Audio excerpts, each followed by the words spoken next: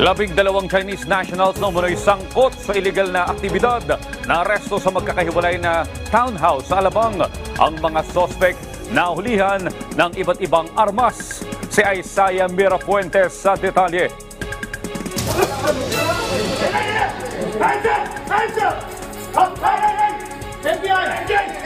Sangkatutak na baril, bala at bullet vest. Ito ang nakumpiska ng National Bureau of Investigation sa 12 Chinese nationals sa 3 magkakahiwalay na townhouse sa Alabang, Muntinlupa.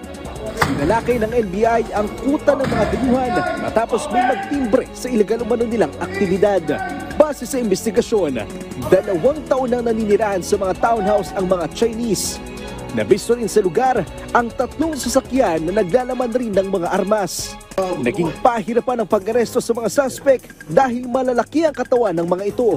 See that these are well-built individuals, young, relatively young, and the firearms seized by the NBI, you will notice some of them have tampered serial numbers, some have defaced serial numbers.